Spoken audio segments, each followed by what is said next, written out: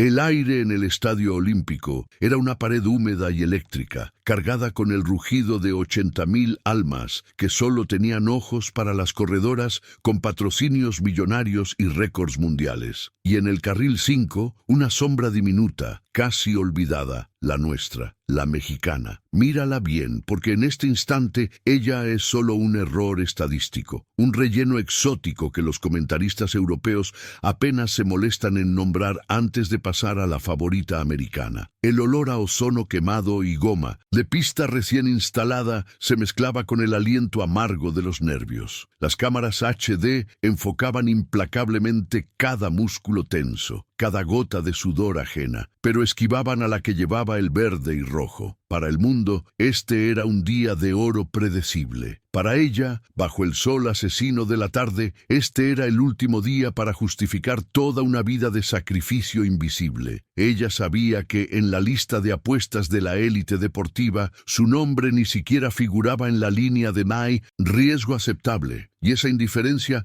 era el peso más pesado que cargaba. Pero si te acercabas lo suficiente para ver el barro incrustado en los clavos de sus zapatillas desgastadas, zapatillas que, a diferencia de sus rivales, no eran prototipos de fibra de carbono, podías sentir el peso real. No era solo la presión de la carrera, sino el eco de años entrenando en pistas de tierra agrietada, el sonido del rechazo y la burla grabada de todos aquellos que le dijeron que su cuerpo no estaba diseñado para la grandeza, que su país no producía ese tipo de milagros. Ella respiraba ese aire espeso como un acto de desafío. La tensión era un nudo físico en su estómago, no por miedo a perder, sino por el terror de no poder demostrar que el hambre visceral de un pueblo que nunca se rinde puede ser más poderosa que cualquier tabla de rendimiento. Su mirada, fija en los 400 metros que tenía por delante, no buscaba la meta, buscaba el respeto que nunca se le dio. Y entonces el sonido, no el bang de la pistola, sino el microsegundo de silencio forzado justo antes,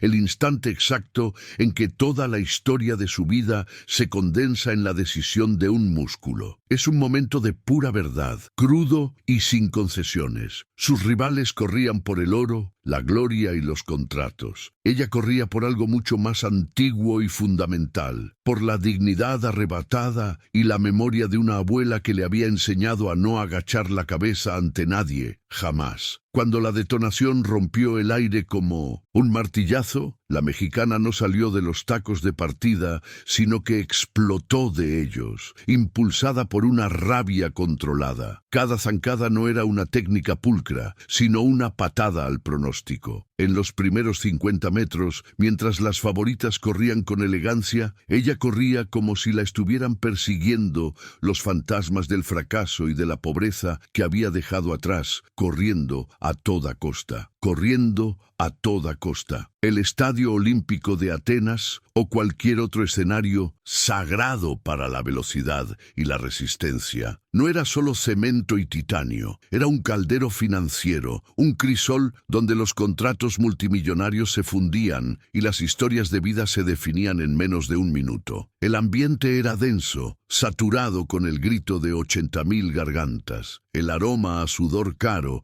y el hedor sutil de la política deportiva. Ella estaba en la línea, una miniatura visceral en medio de gigantes. La mexicana, la sudamericana, la sorpresa. Esa etiqueta se sentía como una marca a fuego en la espalda, recordándole que ella no pertenecía a ese club exclusivo de la élite mundial. La perfección estéril del evento contrastaba con la lucha caótica que ella representaba. Aquí no había piedad, solo velocidad. Esta no era una carrera cualquiera. Era la final de los 400 metros planos, una distancia que exige la furia de un 100 metros y el aguante tortuoso de un 800. Históricamente, esta pista había sido dominio absoluto de los Estados Unidos, Rusia o las potencias europeas. La hegemonía era clara. El establishment deportivo no esperaba que un país sin una infraestructura atlética funcional siquiera llegara a la final. Cuando la cámara la enfocaba en el carril exterior, se podía ver el miedo mezclado con una rabia fría en sus ojos. Una declaración de guerra personal contra la historia. El ruido de la multitud salud no era apoyo, era un monstruo intentando devorarla, intentando recordarle que su lugar no era ese podio. Su nombre es Ana Guevara, o la versión dramatizada de una heroína así, Elena la Fiera Ramírez. Ella no se había forjado en las pulcras pistas sintéticas de una universidad de élite. Su templo era la altura hostil de Tlaxcala o los caminos de terracería resquebrajados del Bajío mexicano. Mientras sus rivales hacían ejercicios de calentamiento sobre colchonetas de fibra de carbono, Elena recordaba el olor a tierra mojada después de un aguacero en el barrio, donde tenía que esquivar perros callejeros y baches traicioneros en sus carreras matutinas. Sus zapatillas, aunque profesionales, llevaban las cicatrices metafóricas de miles de kilómetros recorridos por necesidad, no por capricho. Su preparación fue un acto de desobediencia a la lógica. Mientras las delegaciones poderosas viajaban con fisioterapeutas personales, psicólogos deportivos y dietistas moleculares, Elena compartía un entrenador de la vieja guardia que utilizaba cronómetros analógicos y motivación basada en puro coraje. Para costear los viajes a los campeonatos regionales, ella y su madre vendían comida en un mercado local o lavaban ropa por la noche. Sus músculos, magros y potentes, no estaban construidos sobre suplementos vanguardistas, sino sobre frijoles, maíz y la fe inquebrantable de que el hambre y la carencia pueden ser mejores motivadores que cualquier gimnasio climatizado. Echemos un vistazo a sus costados. A su derecha, la velocista alemana, rubia, imponente, con el logotipo de 5 patrocinadores grabados en su licra perfectamente ajustada. La encarnación del progreso europeo, técnica impecable, cada movimiento calculado por algoritmos. A su izquierda, la favorita estadounidense, forjada en la fragua de la competencia universitaria, ganadora de becas millonarias, con la seguridad arrogante de quien sabe que su vida después del deporte ya está resuelta. Elena era la antiatleta, la intrusa. Ellas parecían hechas de mármol, ella de tierra y fibra nerviosa, lista para romperse si era necesario. La brecha no era solo de velocidad, sino de recursos. Mientras las campeonas viajaban en primera clase y se alojaban en villas con acceso exclusivo a hidromasajes de alta tecnología, Elena tuvo que batallar con la aerolínea por el peso de su única maleta y se hospedó en una pensión humilde a las afueras, porque el presupuesto de la Federación Mexicana se había agotado antes de que ella llegara. Ella no cargaba el peso de patrocinios multimillonarios, cargaba la deuda, un préstamo de sus vecinos para comprar el billete de avión y la presión de saber que si fallaba, no solo se decepcionaría a sí misma, sino a toda una comunidad que había apostado sus pocos pesos en su milagro. Por eso, esos primeros 50 metros de la carrera final eran más que una simple salida. Era una declaración visceral. Estaba allí no por accidente, sino por fuerza bruta. Estaba corriendo por cada niño en México a quien le dijeron que soñar con algo grande era ridículo si no nacía con dinero o conexiones. Cada zancada era un reto directo a los pronosticadores de Las Vegas, que le habían dado una probabilidad nula de medalla, un golpe a la burocracia podrida que había intentado sabotear su viaje, y un rugido en nombre de la dignidad de todo un país. Ella corría para demostrar que la tenacidad mexicana, cuando es pura, puede superar cualquier barrera de oro y acero. El aire en el estadio no era oxígeno limpio, era un cóctel pesado y pegajoso de calor recalentado, el perfume caro de las delegaciones europeas y el olor químico del tartán nuevo. Era el olor del dinero, del acceso que a ella siempre le había sido negado. Mientras se estiraba en la zona de calentamiento, sintió la opresión del contraste.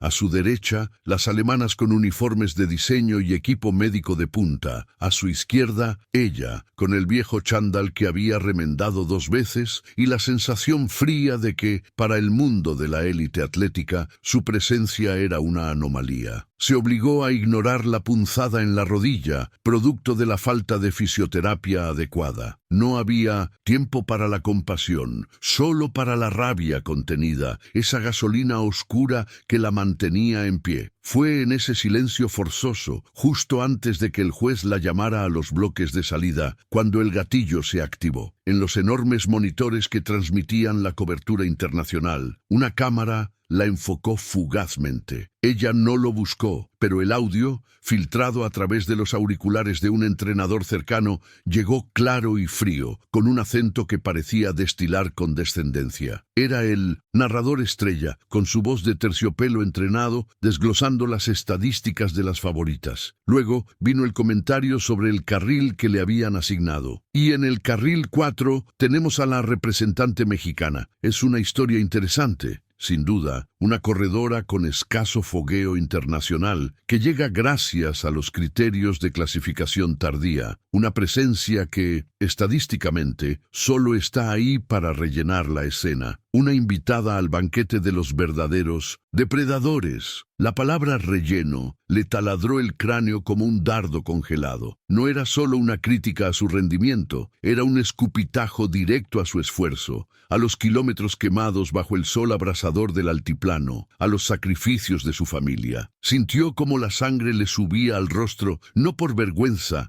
sino por una indignación helada que le quemaba la garganta. Escuchó de nuevo la burla implícita, la risa suave y profesional del comentarista al considerar su nula probabilidad de medalla. No era la primera vez que la subestimaban, pero escuchar ese desprecio articulado en el idioma del privilegio frente a millones transformó el dolor físico en una rabia líquida. En ese instante, la imagen de la cara de ese narrador se superpuso con la de los burócratas corruptos que le negaron el apoyo. La arrogancia tenía el mismo rostro en cualquier latitud. El dolor que había estado manejando en sus muslos simplemente desapareció, anestesiado por el torrente de adrenalina pura. Su visión se cerró y el estruendo de los 20.000 espectadores se convirtió en un zumbido distante e irrelevante. Solo quedaban ella, la pista y la voz de la duda que acababa de firmar su propia sentencia. No era suficiente ganar. Ahora, la carrera debía ser un acto de castigo, una demolición profesional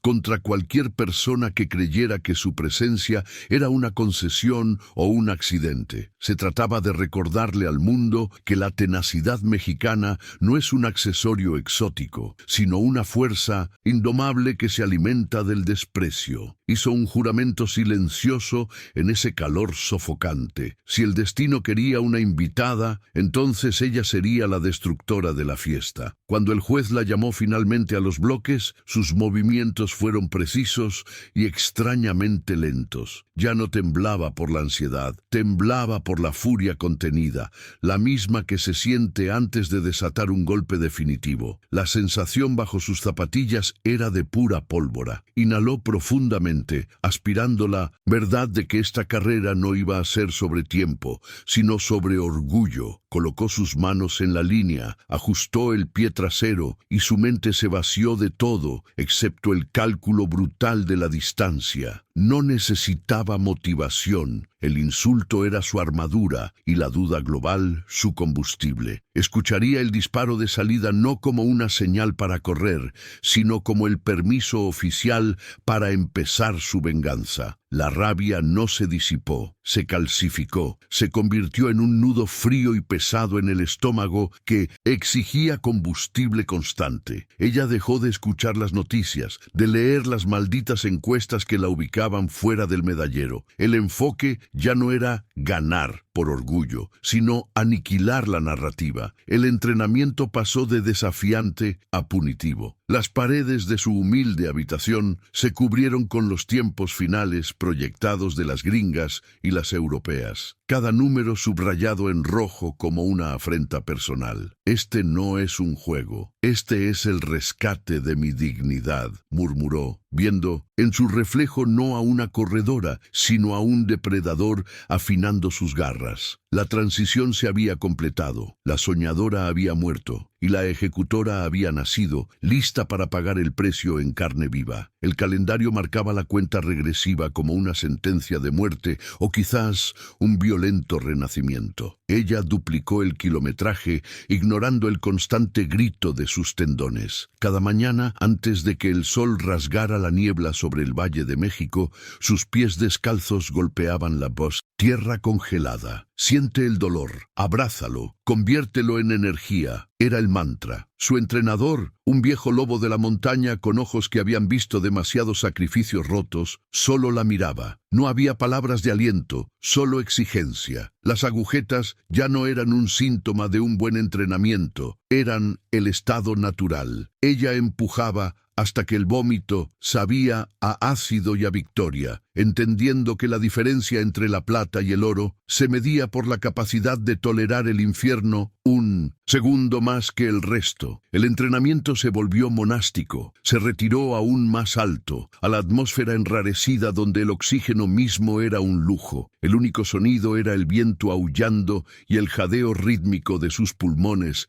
esforzándose contra la altitud. No había reflectores aquí, solo polvo, piedras y la sombra milenaria de los volcanes vigilando su penitencia. El olor a pino y sudor se adhería a su ropa como un perfume no deseado. Corría sin fin alrededor de una pista de ceniza vieja, sintiendo cómo cada zancada levantaba la tierra que la había parido, la misma tierra que ahora le pedía su sacrificio. La soledad era deliberada. Si ellos no creían que existía, ella se entrenaría como si no existiera, enfocándose solo en las leyes inmutables de la física y la resistencia, forjando músculo a base de pura voluntad. El viejo entrenador finalmente rompió el silencio, y no habló de motivación, sino de pura mecánica. La fuerza bruta te da una vuelta, la técnica te da la carrera completa. Pasaron horas revisando videos granulados, diseccionando los infinitesimales fallos en su zancada, la ligera rotación interna de la rodilla al kilómetro 3, el imperceptible arrastre del hombro cuando la fatiga aparecía. El objetivo era la eficiencia fría, convertir un 95% de esfuerzo en 100% de velocidad. Practicaron el remate final, ensayando mantener la marcha máxima, incluso cuando el ácido láctico amenazaba con la parálisis. Aprendió a correr con la mente, desviando su foco de Winston los músculos ardientes al arco perfecto de su braceo, convirtiendo el dolor visceral en puntos de datos manejables. La parte más difícil no fue la molienda física, fue la ruptura de lazos. Ella dejó de asistir a las celebraciones familiares. Las llamadas de su madre se volvieron cortas y tensas, llenas de silencios que dolían más que los reproches. El sacrificio emocional era un peaje constante y doloroso. Su vida anterior, llena de risas y de la comida reconfortante de casa, se sentía como un recuerdo lejano, perteneciente a otra persona. Cada vez que sentía el impulso de rendirse, de descansar, de volver a ser normal, recordaba los titulares. La chica que no tiene oportunidad, y la furia fría regresaba. Esa memoria era más cortante que el baño de hielo, más efectiva que cualquier suplemento nutricional. Ella entregó todo lo personal por el rugido impersonal de la multitud que aún no se había ganado. Su cuerpo respondió a la crueldad con una eficiencia brutal. Las curvas suaves desaparecieron, reemplazadas por tendones definidos y venas que parecían ríos en un mapa topográfico. Monitoreaba su ingesta con una religiosidad casi fanática. Cada gramo de carbohidratos y proteínas era medido, optimizado para el máximo poder destructivo en la pista. Perdió 5 kilos de peso muerto, convirtiéndose en un esqueleto de acero ligero recubierto de músculo magro. Su ritmo cardíaco en reposo se desplomó, una señal de la aterradora nueva capacidad de su motor. Ya no era solo una mujer, era un arma biomecánica finamente sintonizada, perfeccionada por la disciplina y el deseo ardiente de demostrar que todos estaban catastróficamente equivocados. La carne era débil, el propósito invencible. Las sesiones de estrategia se asemejaban a salas de guerra. No se centraron en su tiempo, se centraron en ellas. La favorita africana, ritmo fenomenal, débil patada final. La campeona europea, media distancia fuerte, oleada predecible. El plan no era liderar, sino sobrevivir, permanecer invisible hasta los momentos finales y caóticos. Necesitas ser una sombra, mija, instruyó el coach, dibujando gráficos. No las ataques en su fuerza, déjalas que se desgasten, que gasten su oxígeno y su confianza, y cuando piensen que ya te han roto, es cuando tú aprietas el gatillo. La estrategia exigía una paciencia casi inhumana, el tipo de contención fría que iba en contra de cada impulso de su corazón guerrero. Practicaron el tiro final hasta el agotamiento. El simulacro implicaba simular fatiga, caer intencionalmente detrás de las corredoras de ritmo y luego, en la marca precisa de los 600 metros, desatar un sprint diseñado para romper la voluntad de la competencia. Este era el momento de máximo riesgo. Si calculaba mal el tiempo, se quemaría antes de cruzar la línea. Si esperaba demasiado, se acabaría. Corrió este escenario docenas de veces, empujando su cuerpo más allá del umbral del dolor conocido, enseñando a sus músculos a ignorar el pico del lactato. Entrenador enfatizaba el cambio de ritmo, la aceleración súbita y violenta que agarraría a las líderes por sorpresa, un cuchillazo en la oscuridad. Semanas antes del gran día, el entrenamiento se volvió puramente mental. Practicó meditar en el caos, el rugido ensordecedor de 80.000 desconocidos, el flash cegador de las cámaras, el dolor agudo en sus pulmones. Visualizó la carrera de principio a fin, no solo triunfando, sino lidiando con la adversidad, un tropiezo, una mala vuelta, la sensación aplastante de la duda. Tú estás aquí por una razón más grande que tú misma, se repetía. La presión externa era enorme, la esperanza de toda una nación pesaba sobre sus hombros, pero ella había aprendido a convertir ese peso en inercia. Las luces del estadio en su mente eran cegadoras, pero su enfoque seguía siendo singular, inquebrantable. Finalmente llegaron a la ciudad anfitriona, que era un borrón de ruido y banderas hostiles. En el instante en que pisó el tartán del estadio, un olor químico y a tierra nueva le llenó los pulmones.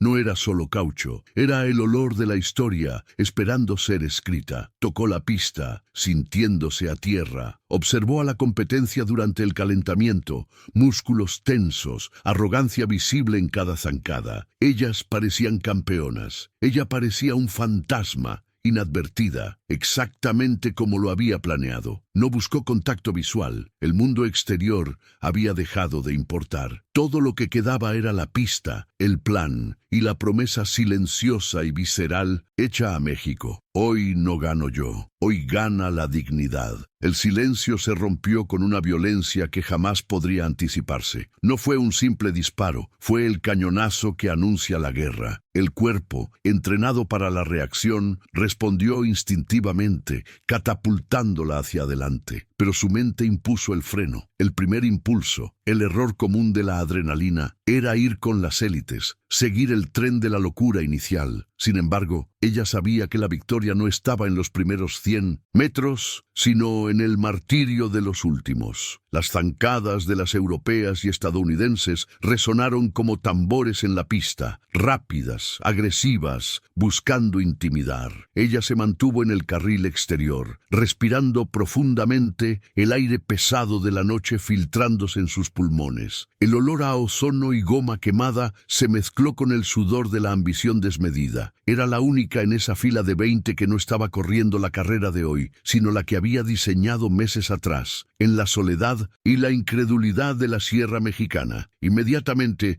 la carrera se partió en dos. El grupo de cabeza, 5 titanes del músculo y el patrocinio, se alejó con una facilidad insultante, marcando un ritmo que quemaba las piernas solo de verlo. Eran el poder monetario, la ciencia deportiva, la arrogancia controlada. Ella se encontró de inmediato en la 8ª posición, ya a varios metros, justo donde el plan dictaba mantenerse viva, fuera del conflicto directo. Pero ese plan se sentía ahora como un castigo, como la rendición preventiva. Su ritmo, constante y metronómico, parecía ridículamente lento comparado con el sprint inicial de las favoritas. La multitud, que había guardado un silencio expectante, estalló en un rugido de incredulidad y juicio. En las pantallas gigantes, la mexicana ya no era una competidora, era la carne de cañón que serviría para empujar a las verdaderas campeonas. El abismo entre ella y las líderes creció, visible, palpable, humillante. El nudo en su estómago se apretó. Ahí estaba, la sombra fría de la duda,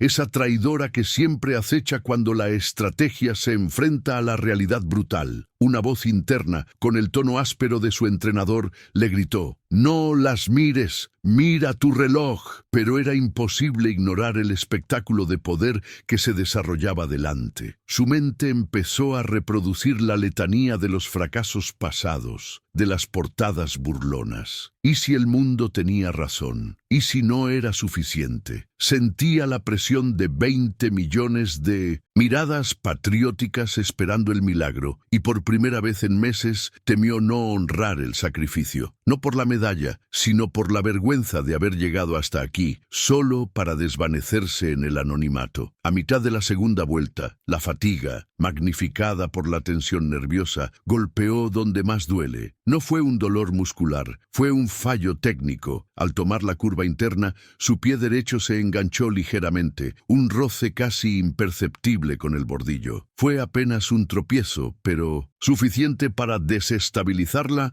y recordarle la precariedad de su existencia en esa pista. El susto le robó medio paso y la obligó a un esfuerzo extra para recuperar la cadencia. Inmediatamente sintió el ácido láctico punzar como un millar de agujas bajo la rótula. El pánico es un escalofrío que corre por la espalda y exige parar. Ese error, ese mínimo roce, fue la primera bofetada de la carrera, el recordatorio de que la pista era de cemento y no de sueños, y que un solo milímetro mal colocado podría significar el final. Se quedó sola, flotando en tierra de nadie. Las líderes eran ahora puntos distantes en la otra esquina del óvalo. El grupo rezagado se había quedado atrás, peleando por la dignidad del último lugar. La soledad en la pista es la forma más cruel de exposición. Podía oler el sudor salado que le picaba en los ojos y el acre perfume metálico de su propio esfuerzo extremo. Era el olor de la desesperación controlada. En ese aislamiento forzoso, un recuerdo fugaz irrumpió. Su padre, bajo el sol abrasador del campo, trabajando para pagar unos tenis que ni siquiera le quedaban bien. Ese recuerdo no era tierno, era una carga, un ancla pesada de responsabilidad que la obligaba a seguir adelante. No podía fallar a ese sacrificio. Era una deuda de sangre. En el kilómetro final de la primera mitad ocurrió la transformación mental que definiría el resto de la carrera. No podía seguir siendo la sombra. El plan había sido ejecutado a la perfección: preservar la energía. Ahora era tiempo de gastarla. La rendición no era una opción. Sería traicionar cada madrugada, cada hematoma, cada plato de frijoles que se privó de comer su familia. En lugar de ceder al dolor, lo internalizó, lo convirtió en una armadura. Visualizó la línea del dolor no como un límite, sino como una puerta. Cruza la puerta, sigue. Hoy no hay meta de dignidad, solo meta de victoria. La estrategia de contención se agotó. Era hora de la agresividad. Y fue entonces cuando percibió lo que había estado esperando. Las líderes, las velocistas impulsadas por el ego, habían pagado el precio de su arrogancia. Su ritmo, aunque todavía fuerte, mostraba la primera fisura, el primer signo de fatiga prematura. Habían ido demasiado rápido, demasiado pronto. El cuerpo no miente, y la pista, implacable, ya cobraba su tarifa. Fue un cambio sutil en la cadencia de sus zancadas, un ligero aplanamiento. El entrenador lo había predicho. Ellas se queman solas. Tú solo tienes que estar ahí para recoger las cenizas. Sin prisa visible,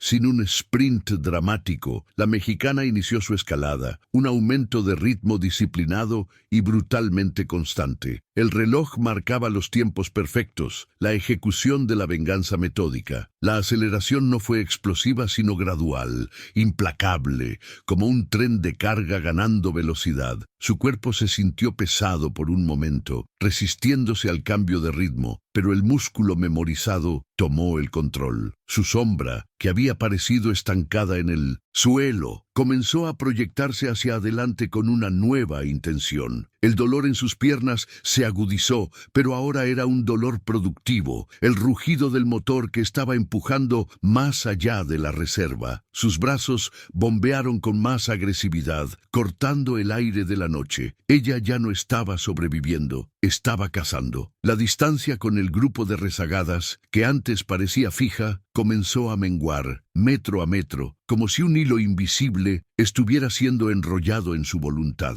El primer punto de contacto se produjo al entrar en la última curva del penúltimo giro. Alcanzó y superó a la corredora turca, que se había desinflado dramáticamente. No la miró, pero el sonido de su respiración desesperada y entrecortada fue una inyección de confianza. La turca había cedido. Era la primera baja. No era una campeona, pero era la validación de que el plan funcionaba. Esta pequeña victoria redefinió la geometría de la carrera. Las élites seguían lejos, pero ahora ella ya no estaba, aislada en el octavo lugar. Estaba ascendiendo. El miedo dio paso a una euforia fría y calculada. Era hora de dejar de correr contra sí misma y empezar a correr contra el enemigo real que estaba por delante. El sonido del gong, anunciando la última vuelta, fue un golpe en el pecho, un martillazo sónico. El ruido del público se transformó de juicio en un estruendo de expectativa salvaje. Algunos incluso notaron por primera vez que la invisible estaba escalando posiciones. El aire vibró. Ahora, el margen de error era cero. El ascenso disciplinado había terminado. Lo que venía ahora era el acto de fe, la apuesta total. Ella sabía que el plan ya no era suficiente. Tenía que ir más allá de la estrategia, más allá de la técnica. Solo quedaba la furia contenida, la necesidad visceral de chocar. Y delante, el grupo de cabeza, exhausto pero aún inalcanzable, se preparaba para el sprint final sin saber que la dignidad, envuelta en la bandera mexicana, se aproximaba a toda velocidad. La paz, dignidad, envuelta en la bandera mexicana, se aproximaba a toda velocidad. No había estrategia que valiera ahora, solo el martilleo rítmico de los pies contra el tartán. El único sonido audible por encima del rugido sordo de la multitud era su respiración, un fuelle violento, una orquesta de sufrimiento y voluntad pura. Cerró los puños, absorbiendo cada punzada de dolor, reciclando el ácido láctico en gasolina para la revancha. Delante, las líderes comenzaban a mostrar las grietas de la fatiga, sus zancadas perdiendo la precisión robótica de la primera mitad de la carrera. Ella lo sintió. El olor a ozono y a sudor fermentado la espoleó. La brecha de 20 metros que parecía insalvable se redujo a una distancia que se podía medir con la promesa de sus propias manos. Era un animal hambriento, acercándose al rebaño exhausto. La campana final sonó, estridente, marcando los últimos 400 metros, el punto de no retorno. Los cuerpos de las competidoras, máquinas perfectamente calibradas, estaban fallando. Los rostros mostraban el pánico del gasto excesivo. La mexicana no fallaba. El motor de su agonía se encendió en la curva, el momento exacto donde la técnica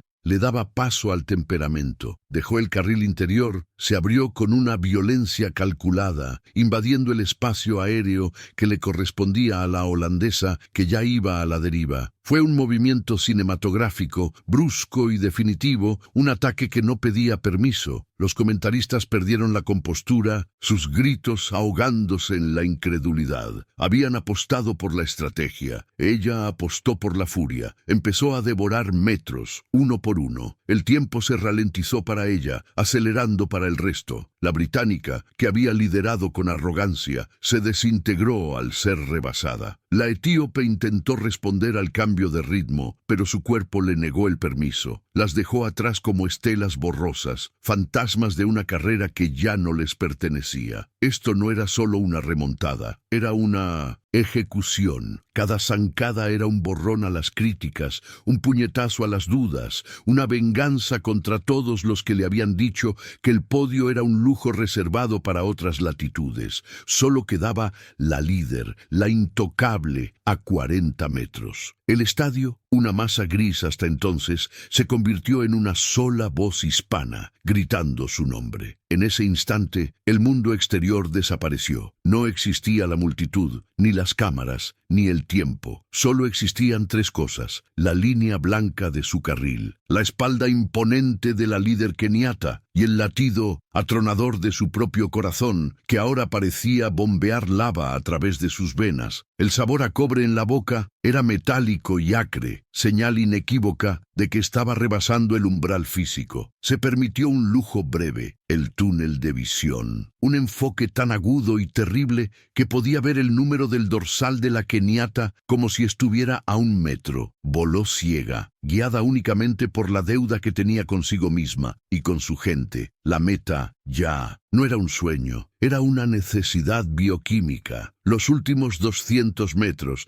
entró a la curva final. La keniata, poderosa y pétrea, finalmente se permitió una mirada furtiva hacia atrás. Vio el destello verde, el casco de pelo apretado, la expresión de trance. Vio el miedo. Ese medio segundo de vacilación fue la invitación que la mexicana necesitaba. No frenó, no midió. Empujó con las puntas de los pies, usando el peralte de la pista como un trampolín balístico. La gravedad y el dolor conspiraron para detenerla, pero la memoria de su esfuerzo la impulsó. El asfalto se hizo difuso bajo sus zapatillas. Aquí no se entrenaba. Aquí se reescribía la historia. Aquí comenzaba la mitología. No había espacio para la duda. Codo a codo. La batalla era ahora una guerra de respiraciones. La mexicana había alcanzado la altura de la líder a la salida de la curva, un milagro de voluntad pura. La respiración de la keniata era un jadeo desesperado, rota por la sorpresa. La de la mexicana era un rugido disciplinado, doloroso pero constante. Ambos rostros eran máscaras de agonía. No se miraron. El contacto visual habría sido una distracción fatal. Estaban luchando por la misma diminuta porción de oxígeno. Era México contra la potencia. La historia reciente contra la desesperación de un pueblo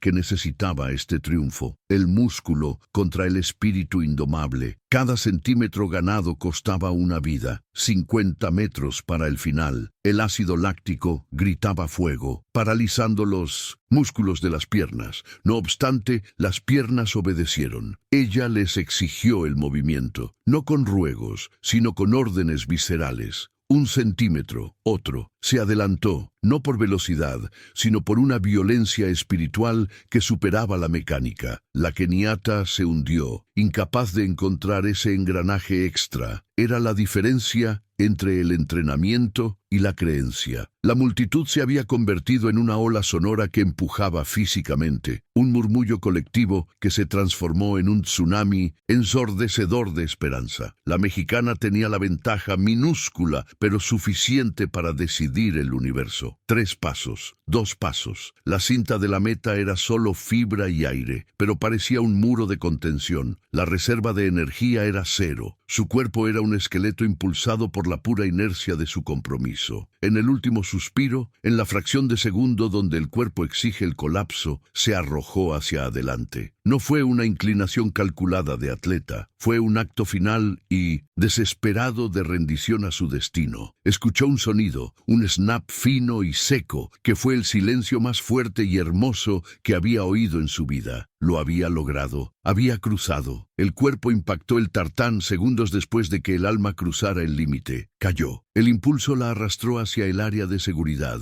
El ruido del estadio se cortó de inmediato, reemplazado por un zumbido agudo en sus oídos mientras la adrenalina se retiraba. Quedó tendida, inmóvil, sintiendo el gusto sintético del caucho de la pista y el dolor total y absoluto. No podía moverse. No podía respirar, solo podía sentir el peso de un cuerpo que había sido llevado más allá de sus límites concebibles. ¿Había sido suficiente ese snap? La desesperación fría se filtró bajo el alivio. Tenía que esperar. El mundo entero estaba congelado, conteniendo la respiración con ella en esa alfombra roja de la agonía. Y entonces el rugido regresó. No un murmullo, sino una explosión atómica de sonido que la hizo temblar. Más fuerte que cualquier cosa que hubiera escuchado en su vida. Levantó lentamente la cabeza, los ojos nublados por el esfuerzo, buscando el tablero de resultados. Se iluminó en una fracción de segundo, eterno y divino. Número 1. Mex. El nombre de la mexicana apareció junto al tiempo récord. Las lágrimas, calientes y espesas, se mezclaron con el sudor y la tierra de la pista. Lo había logrado. La promesa, la burla, la incredulidad, todo se había transformado en oro. El mundo se detuvo por un segundo y ese segundo, ese pequeño e infinito momento, le perteneció a México. El tiempo récord, las lágrimas calientes y espesas se mezclaron con el sudor y la tierra de la pista. Lo había logrado. La promesa, la burla, la incredulidad. Todo se había transformado en oro. El mundo se detuvo por un segundo y ese segundo, ese pequeño e infinito momento, le perteneció a México. Ella cayó de rodillas, el cuerpo roto por la velocidad, los pulmones quemando desde el centro del pecho hacia afuera. La náusea del esfuerzo era un pequeño precio por la gloria que ahora olía a metal y sudor frío. No se movía, esperando que el universo le diera permiso para volver a respirar. El silencio en el estadio, un fenómeno sobrenatural, se sentía más pesado que el rugido que lo precedió. Eran 60,000 personas conteniendo el aliento, esperando el veredicto oficial que ya todos, en el fondo, sabían. El silencio se rompió con un estruendo metálico, el golpe seco del micrófono central, y luego la voz, autoritaria y sin emoción, que leyó los resultados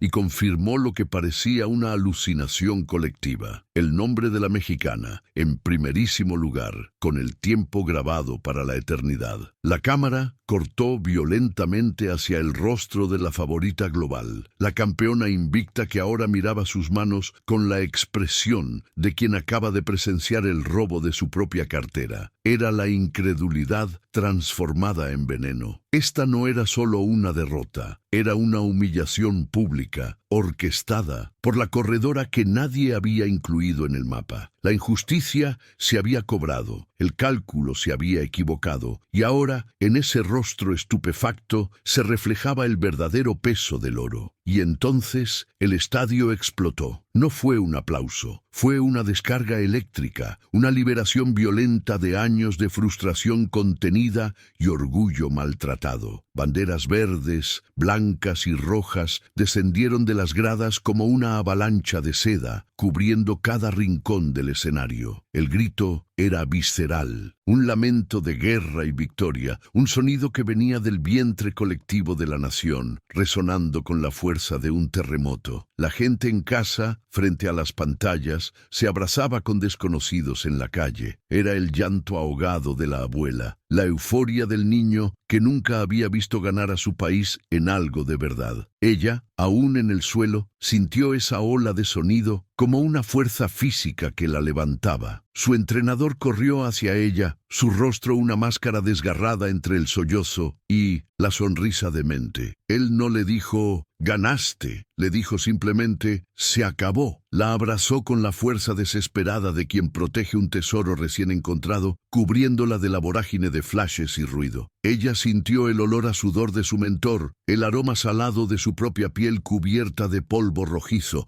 y por fin se permitió llorar sin contención, sin miedo a desperdiciar energía. Las lágrimas no eran solo por la victoria, sino por el fin de la carga. Levantó la mirada hacia las gradas más altas, buscando un punto fijo en ese caos bendito, intentando grabar en su memoria la cara de cada persona que ahora gritaba su nombre. En ese abrazo, en esa fracción de segundo bajo el cielo ardiente, su mente corrió por la línea de meta personal. Los inviernos, entrenando con zapatos rotos, las rodillas cubiertas de cicatrices invisibles, el sabor metálico del fracaso en la boca después de cada competencia menor. Recordó a los patrocinadores que se rieron, a los médicos que le dijeron que su cuerpo no estaba hecho para esto, a la prensa deportiva que la ignoró o peor aún, que la usó como nota de relleno. Cada uno de esos fantasmas, cada una de esas voces de duda, fue silenciado con un golpe seco de su zancada final. La medalla que ahora venía hacia ella no era un premio, era una reivindicación, era el recibo final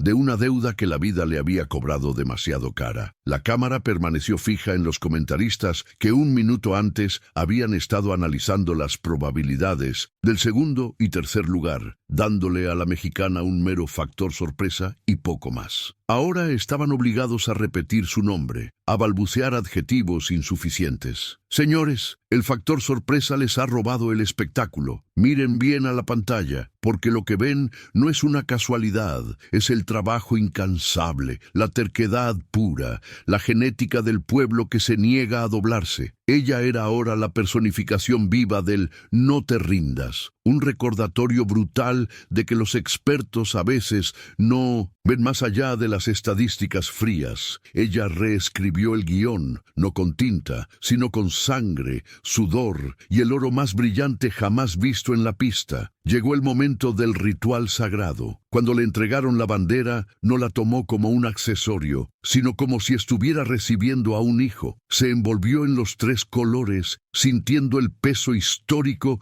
y la responsabilidad de ese manto de honor. El verde de la esperanza, el blanco de la unidad que en ese momento era palpable, y el rojo de la sangre derramada por la dignidad. Su caminata de honor no fue una vuelta de celebración, sino una peregrinación lenta y solemne. Cada paso era un testamento a la resistencia. Se detuvo en el carril donde había cruzado la meta, besó el oro frío y luego, levantando los brazos, le ofreció la victoria a la tribuna, a la diáspora, a la tierra de donde venía. El himno nacional. Las notas subieron lentamente y el estadio entero se puso de pie, un mar de rostros contorsionados por la emoción. Para la Sins corredora, ese sonido era una ola que la ahogaba en patriotismo. No era una melodía, era una promesa. La garganta se le anudó y por un momento fue incapaz de levantar la voz. Pero no importaba. Millones de mexicanos cantaban por ella, por el país, por la gloria que se había escapado por tanto tiempo. El mundo entero, en ese momento, estaba obligado a escuchar la canción de México, el himno de los que, a pesar de todo, se levantan, se sacuden el polvo y compiten sin pedir permiso ni disculpas. Esta victoria no se trataba solo de récords, era justicia emocional. Era saldar la cuenta pendiente con el destino y con todos aquellos que, a través de los años, habían puesto techo a los sueños mexicanos. Ella no solo ganó una medalla, recuperó el respeto, se irguió sobre el podio, más alta que nunca, con el oro colgando pesado sobre su pecho, un recordatorio tangible de que la humildad no es debilidad, sino una fuente de fuerza que cuando explota es imparable. En sus ojos ya no había el miedo del desvalido, sino la paz del guerrero que ha completado su misión. La burla se extinguió, solo quedaba el fulgor de la redención, y así, mientras la luz de la tarde bañaba la pista, esa corredora que nadie conocía se transformó en la leyenda que todos recordarían. El sudor se secaría, las lágrimas dejarían rastros salados en sus mejillas, pero el tiempo registrado quedaría inmutable. Este no fue un final, sino un punto de inflexión. Ella bajó del podio, ya no como la niña que soñaba con ser alguien, sino como la mujer que había demostrado que la voluntad es la única estadística que realmente importa. La historia estaba escrita, grabada en el metal frío. Nadie apostaba por ella, y fue precisamente ella, la mexicana ignorada, quien puso al mundo de rodillas para escuchar su historia. El silencio que siguió al rugido fue pesado, no vacío. Era el sonido de miles de prejuicios rompiéndose simultáneamente. Cuando finalmente la bajaron del podio, el metal de la presea no era solo oro. Era el peso solidificado de cada sacrificio, de cada puerta cerrada, de cada entrenamiento a la intemperie. Ella no miraba a la cámara, sino al horizonte borroso, como si aún estuviera buscando la línea de meta, o quizás el fantasma de la duda que había dejado atrás. La presión del aire sobre sus hombros ya no era la de la altitud, sino la de una expectativa cumplida que nadie, excepto ella, había creído posible. En sus ojos no había arrogancia, sino una paz brutal, la de saber que había honrado a cada fibra de su ser que gritó, «Sí, puedo». Este no fue un simple récord, fue la reescritura de un destino que los analistas habían descartado con un encogimiento de hombros, probando que la gloria solo le pertenece a quien está dispuesto a morir un poco por ella. Y esa historia, hermanos, no se quedó en la pista. Cruzó fronteras a la velocidad de la luz y aterrizó en cada callejón polvoriento, en cada puesto de mercado, en cada fábrica donde la gente trabaja por el salario mínimo bajo un sol inclemente. Esa medalla no era para colgar en su pared, sino para ser el escudo invisible de millones que se levantan cada mañana sabiendo que el sistema juega en su contra, que el dinero es escaso y la oportunidad es un lujo. Ella les recordó que el corazón mexicano no se mide por las estadísticas del FMI ni por los recortes de presupuesto, sino por esa terquedad sagrada que nos prohíbe rendirnos ante la adversidad. La victoria resonó como un trueno patriótico, probando que el valor de un atleta como el de una nación se mide no por lo que posee, sino por lo que se atreve a arriesgar cuando lo único que tiene es la dignidad. Ella tomó la etiqueta de desfavorecida y la convirtió en el arma más letal de la competencia global. Lo que esta mujer nos enseñó es una lección tan simple como demoledora. La vida real no se gana con proyecciones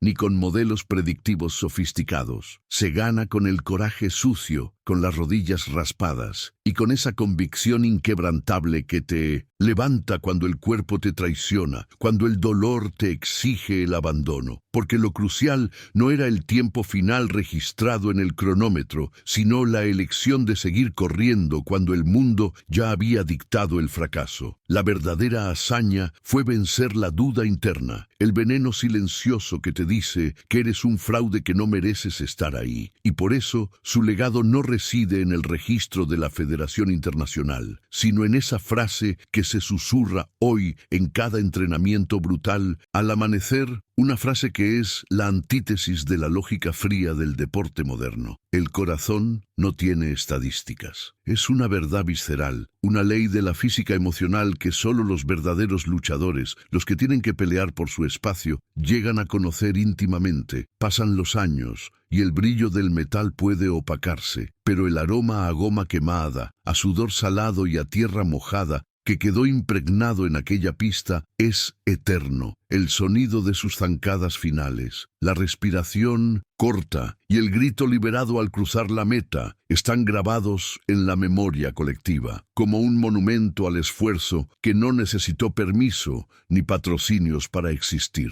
Ella no solo ganó una carrera, creó un recuerdo sensorial que sirve como ancla para cualquiera que sienta que su potencial está atrapado bajo el peso de las expectativas ajenas y la indiferencia. El mundo del deporte se vio obligado a archivar su nombre no en la sección de sorpresas fugaces, sino en la de ejemplos ineludibles de lo que pasa cuando el alma se rebela contra la probabilidad. Vimos a una mujer transformarse ante nuestros ojos incrédulos de una estadística insignificante a un mito viviente, de carne y hueso, forjado a fuego lento y determinación pura. Así que, si alguna vez te encuentras en un punto donde los números, los críticos o tu propia voz interior te dicen que no eres lo suficientemente bueno, recuerda esta historia. Recuerda la imagen de esa mexicana, sola en el carril 8, con el viento en 1900 contra y sin un alma que le enviara energía positiva, más allá de la que venía de su tierra lejana. Recuerda que las estadísticas son solo opiniones arrogantes basadas en el pasado. Son cadenas mentales. El futuro, amigo mío, se construye con la necedad